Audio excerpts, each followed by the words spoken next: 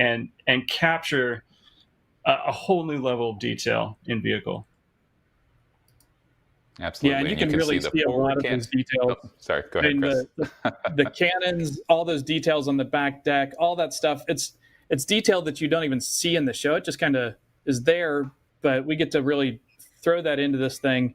So like the engines there, you can see some asymmetry, the guns, like some great stuff like that. And Patrick, you can walk us through how that's kind of been a consistent theme with Star Wars toys in the past too, right? I mean, absolutely. Yeah. One of the things we loved about this and love about all the toys is there's just this great heritage of Star Wars toys kind of, fleshing out the details. Obviously, the vehicle kind of flies by you on the screen, but it's great. I know I've loved having my barge and just being able to kind of dig into that. And there's some off-screen stuff, which is great as well. Like, in the barge, and we had the Imperial Troop Transport, which was a Mark Boudreau creation, 40 some years ago that came into entertainment, and it's just great. We love seeing the interplay between the entertainment and the toys, and yeah, a product like this, I don't even want to call it a toy. It's not really a toy. It just really allows you to study the details of the universe. So those are kind of our beauty shots from the outside, but let's dive into the details. This is the vintage collection. We kept this vehicle to those standards, and it's got a ton of features and finger foods. So Chris Reif, talk to us about this image we're seeing here. Yeah, I think the first thing everybody just jumped out of their chair was the character sitting in there. And I think you're going to tell us a little bit about him more in a second here too. But yep. And you can really see like some of the intricacies we got into on this thing. So we can go on to the next slide and pop that canopy off there and get a little better look inside. But everything down to like, it's got the 3 seats, obviously, so you can carry your buddies around with you if you want to go on adventures. The fully just detailed and decked out cockpit with the control panels and all that stuff. But obviously the centerpiece there in this image is that figure. Yeah. So Patrick. That figure. Yeah, so let's talk about that figure. So we are excited to get a new Mandalorian into the vintage line.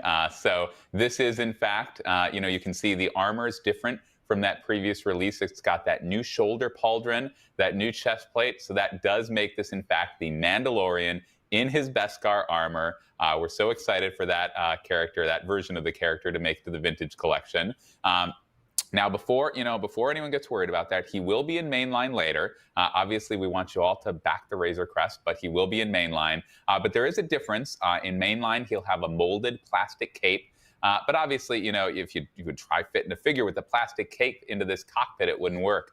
So this release of the Mandalorian in Beskar armor will have an exclusive soft goods cape. Obviously, he's got to fit into that cockpit and pilot this thing. So we're excited about the figure, and we're gonna show you more imagery later in the campaign. But it's a great first look now. So Chris Reif, let's take a look at the next image, and what are we seeing here? Yeah, this is just a nice orthographic view of the left side of the ship, but like another great view of the engine detail and just all that panel line and greeblies. Like, I mean, that's a kind of an ILM term or a special effects industry term, but it's about all that surface detail and like just the little tiny bits and pieces that make it feel extra real. So see that here, but you can probably see some slightly larger panel lines there at the side entrance.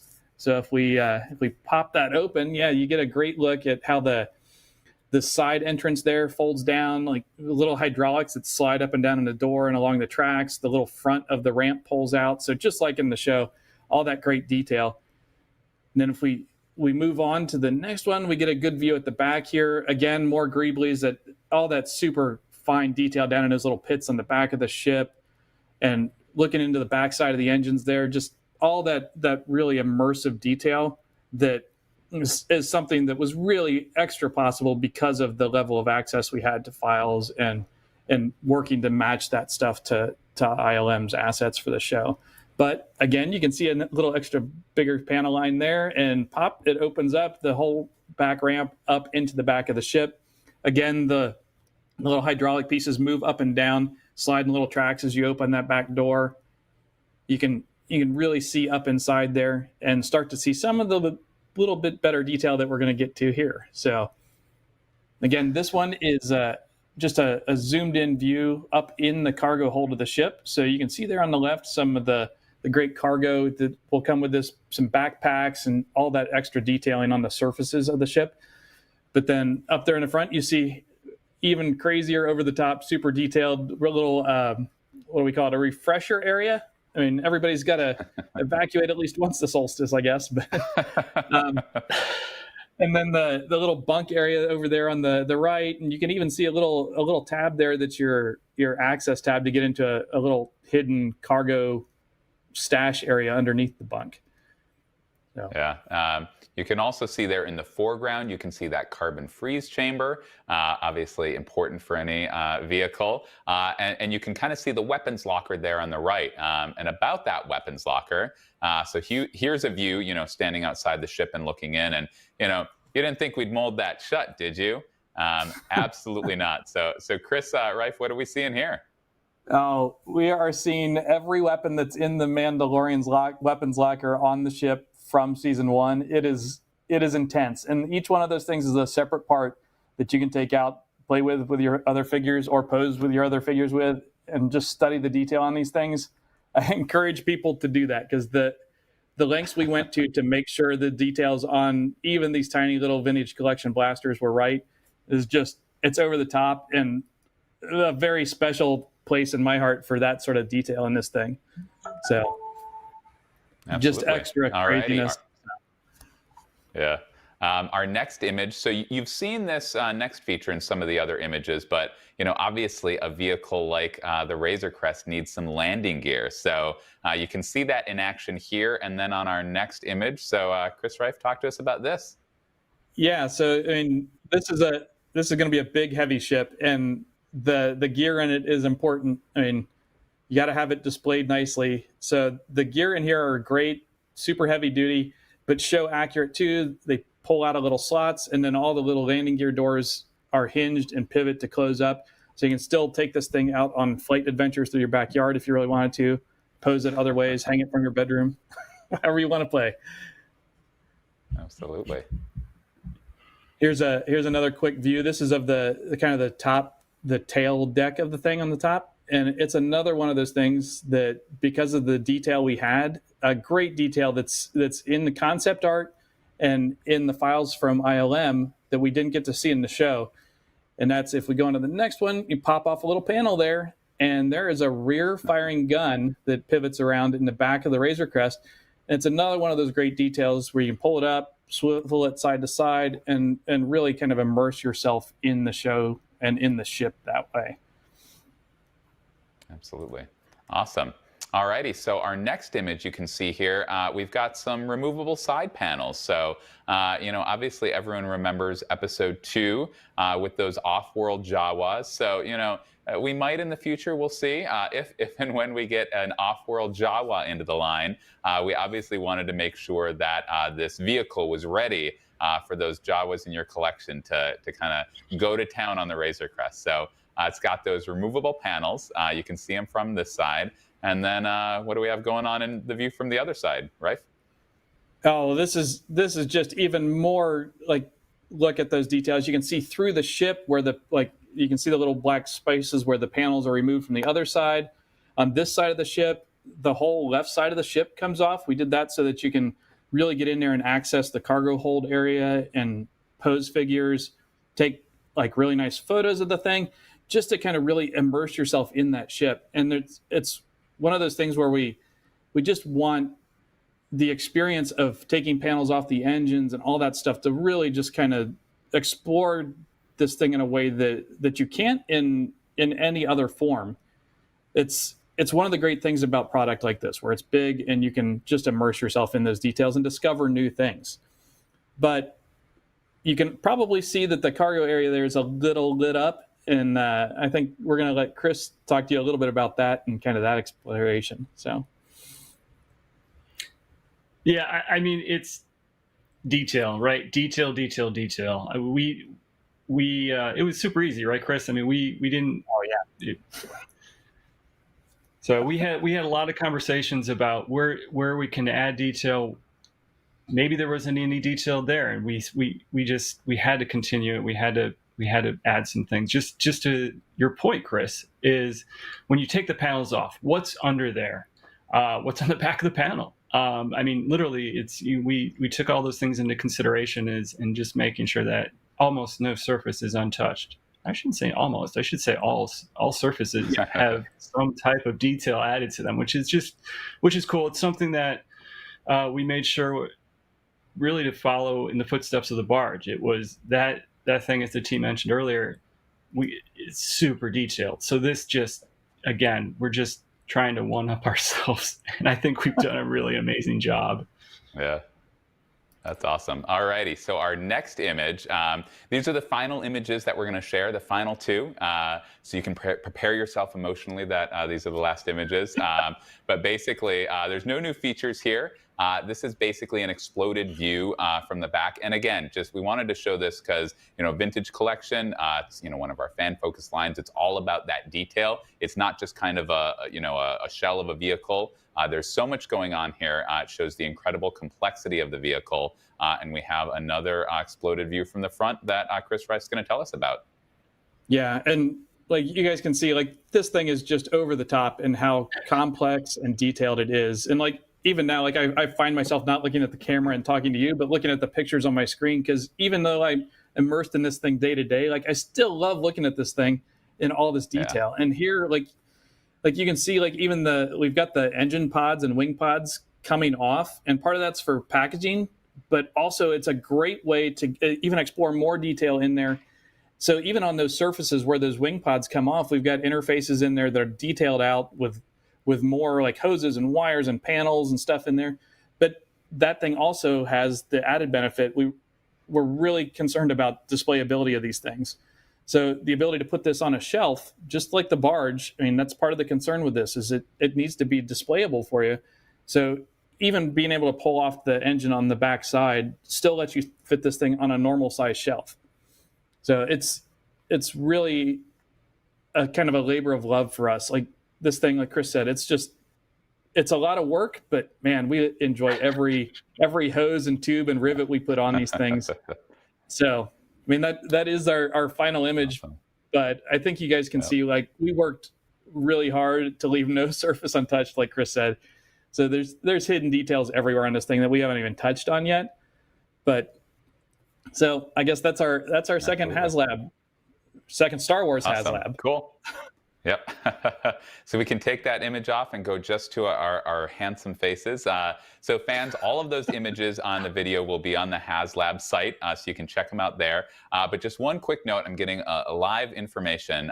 There are some issues with that HasLab site, which obviously is never the intent. But we've got a wonderful team racing to fix those. So please check back soon. Just kind of keep refreshing.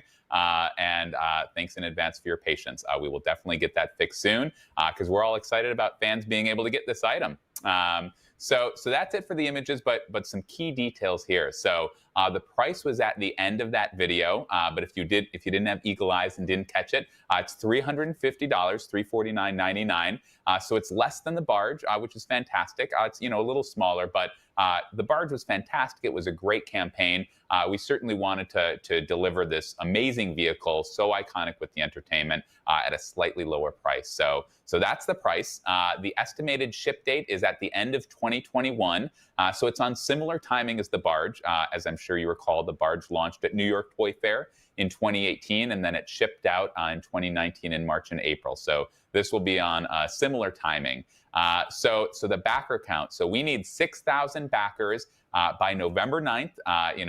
We're confident on you guys. You guys really drove the barge campaign, and we're sure you'll do the same thing here, and we'll reach that backer goal.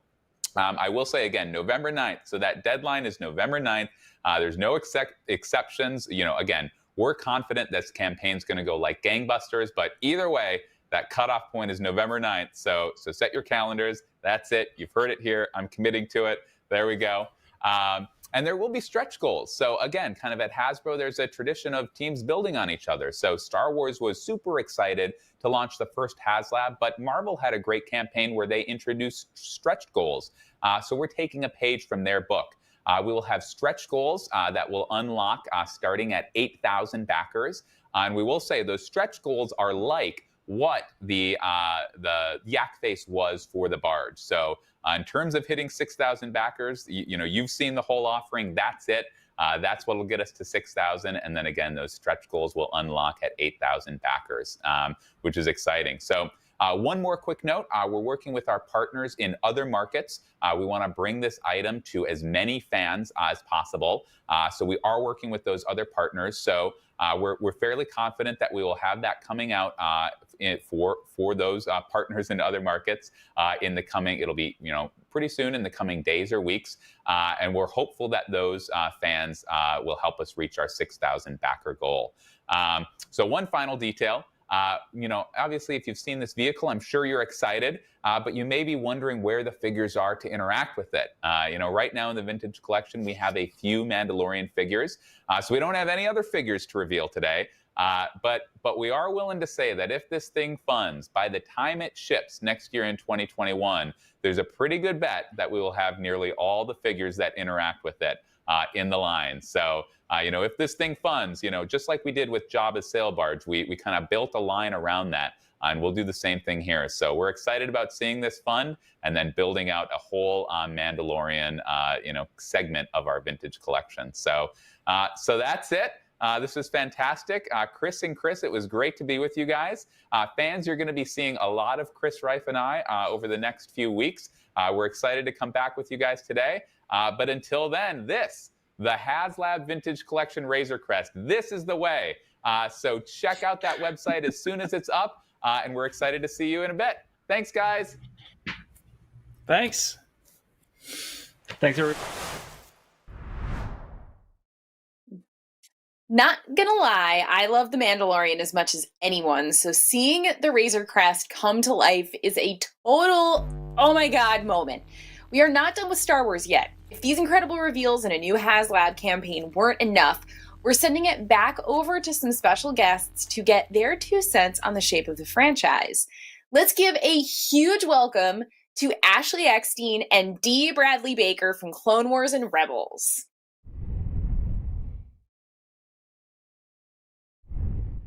Process, and I'm sure we'll talk soon. Cool. Thanks, everybody. Thanks so much, Jackie. We are so excited to be here, continuing our Star Wars segment of PulseCon with 2 amazing guests. I'm so excited to see them. I'm kind of geeking out right now.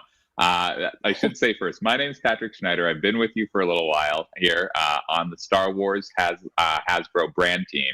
But we're here today with Ashley Eckstein, the voice of Ahsoka Tano in the Clone Wars and Star Wars Rebels, and then D. Bradley Baker, the voice of all the clones, including Captain Rex and Clone Commander Cody. Yep, love the salute. Ashley and Dee, thank you guys so much for being with us here today. Oh, thank you for having us. Pleasure to be here. Absolutely. It's so great to see you guys. And I think, we've chatted, and this is kind of a unique opportunity for you guys to be together here talking about Clone Wars Season 7. Is that right? Dee and I actually haven't had an interview together since the series finale. That's fantastic. Well, we're just so excited to have you guys here with us today. We're going to dive in because we've got so much to talk about. So basically, just so the fans know, we kind of have 2 parts of the segment here today. So we're going to spend a little time talking with Ashley and Dee just about the entertainment. We'll roll some clips. We'll ask some questions. We'll have a great conversation. And then obviously, both of their characters, actually all of their characters in case of Dee, have been in our product line. And so we kind of want to talk about the product a little bit and geek out around that as well. So obviously, fans out there, that Clone Wars was an amazing program, 10 plus years ago, continued to be amazing, obviously. And then it went away. And after many years of really fans leading the charge, just one example of fans doing that, and asking for more of the Clone Wars, our dreams really did come true here this year. It was announced a couple years ago. I was at the convention where it was announced.